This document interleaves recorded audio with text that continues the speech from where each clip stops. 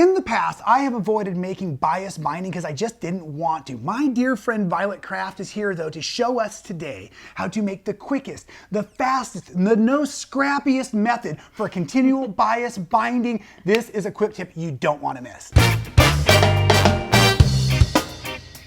Okay, man sewing friends, meet my dear friend Violet Craft. She is an incredible fabric designer and does fantastic paper pieced patterns.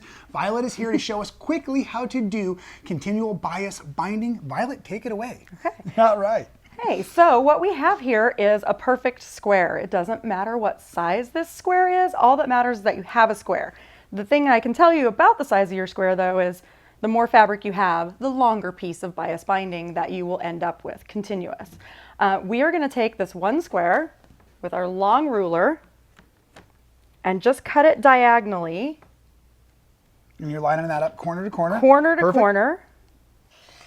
And we're going to slice it right across into our two wedges. So now we're going to take this and slide it down so that our straight edges line up. And we're going to flip this over.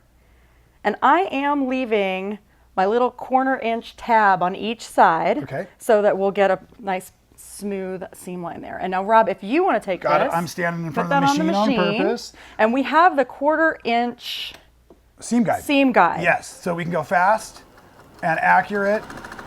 And this is a straight of the grain stitch, so we're not on the bias yet. We are not. We're not getting any real flex or anything, so I can hit the gas and go a little faster.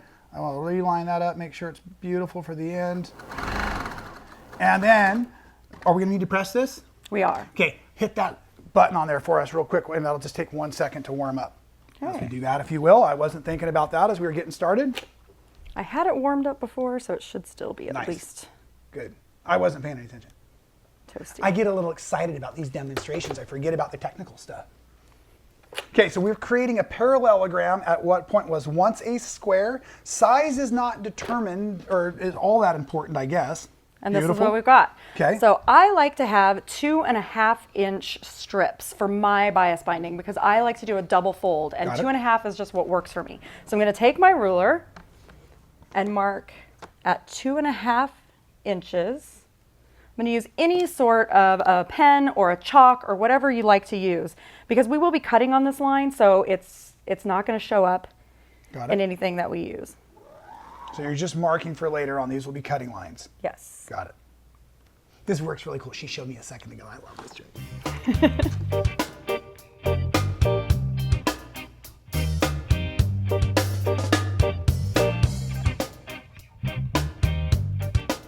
So I'm just sliding the ruler up every 2.5 inches, and I'm checking my 2.5 inch line, 1, 2.5 here, all the way up. Now this extra section at the end is excess, and we won't need that. Because it's not 2.5 inches? Because it's not 2.5 inches. So it's not going to work. So we'll go ahead. Okay. That's a headband in the making. And cut this away. Got it. Okay, now that we've got our lines drawn, we're going to flip this over the long way, and it's going to look a little awkward, but you want this line to match up with this one here. We're going to sew those together. Right sides together. Right sides together. Now we're going to offset where we line it up. Instead of moving this all the way over here where it fits a little awkwardly, we're going to move it down so that our 2.5 inch line matches up right with that edge. Any 2.5 inch line or the first 2.5 inch? The first 2.5 inch line. So that 2.5 inches of a tab hangs off on each side. And I am going to go ahead and put a couple pins in here. So you'll need to be careful not to run over those. Make sure I hit those as I go over the top of them. Okay. I'll do my best. Do you still have our stitch length dialed in? Got it. There you go. Perfect. And I'm going to start at the top end here. Do I need to set a seam allowance or a back stitch or anything like that? Are we going to be pulling I would on back this? stitch, yes. Okay. So I'm going to take a couple back stitch, yank that pin out.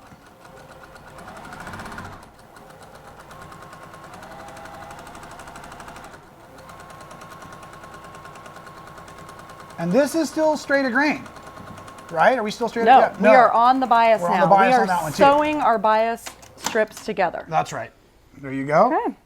And now we just take a really nice pair of fabric scissors and start cutting. One layer at a time. One layer all the way around our ring. So this is gonna make a tube that is so cool. Unwraps it. It's like magic.